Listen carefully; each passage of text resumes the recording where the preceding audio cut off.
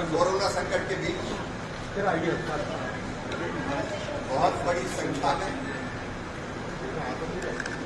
अलग अलग प्रदेशों में काम करने वाले हमारे प्रवासी मजदूर भाई और बहन वापस लौटे हैं। मध्य प्रदेश देश का दिल है और सबको दिल से प्यार करता है, इसलिए मध्य प्रदेश की धरती पर जो मजदूर दूसरे प्रांतों में जाने के लिए भी आए निकले यहां से, उनके लिए आज भी हमारी बसों की व्यवस्था है। कोई मध्य प्रदेश में पैदल ना चले, बॉर्डर से लेके दूसरी बॉर्डर तक हम छोड़ते हैं।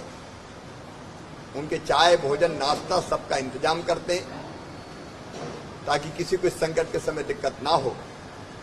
मध्य प्रदेश के जो प्रवासी मजदूर भाई और बहन लौटे हैं उनको रोजगार जरूरी है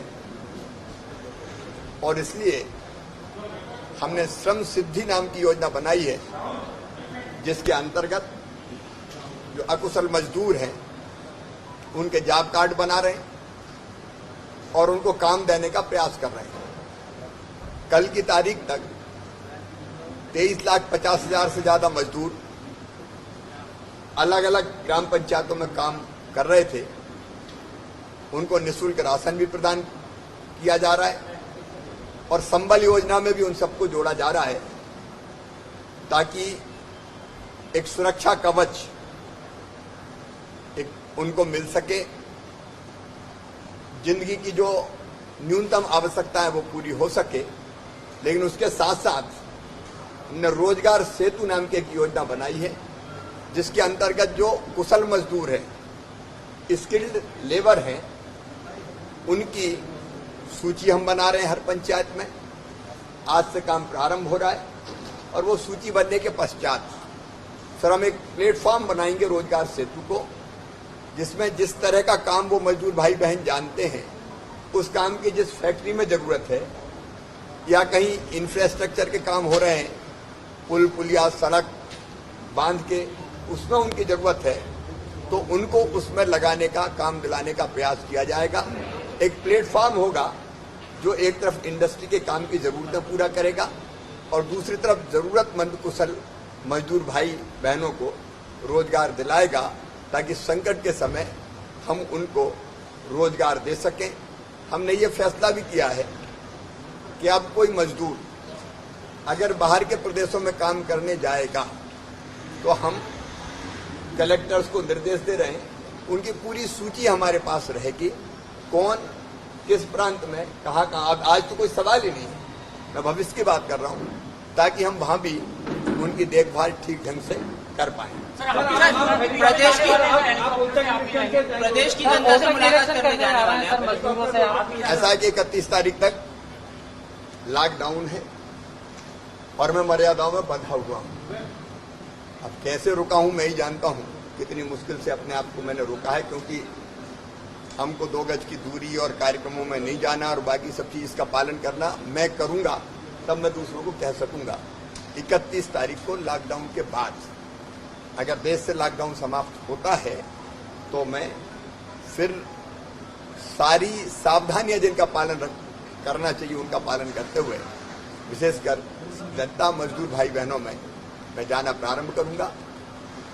जहां तक गेहूं खरीदी का सवाल है, कोई सिस्टम और व्यवस्था बनी नहीं थी गेहूं खरीदने की। मैं तो 23 मार्च की रात को मुख्यमंत्री बना, हमने आनन फानन में व्यवस्थाएं की गेहूं के खरीद की और हमारा अंदाज था कि 60-65 लाख मीट्रिक टन गेहूं लगभग हर साल उपार्जन करना पड़ता है। हमने 100 लाख मीट्रिक टन गेहूं को खरीदने की व्यवस्थाएं की थी, बारदाने और बाकी सब इंतजाम किया था, खरीदी केंद्र बढ़ाए थे। लेकिन कल की तारीख तक 118 लाख मीट्रिक टन एक रिकॉर्ड है मध्य प्रदेश के इतिहास में, और अब हम हरियाणा को बहुत पीछे छोड़ के पंजाब के पास पहुंच गए। 118 लाख मीट्रिक टन गेहूं हम उपार्जित कर चुके हैं।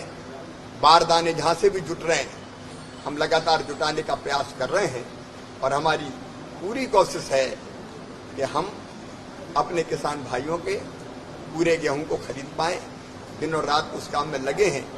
किसान भाई धैर्य रखें, एसएमएस करने पर जाएं, थोड़ी देर लग सकती है, लेकिन जिनका जो पात्रता है, जिनका गेहूं है वो पूरा खरीदा जाए।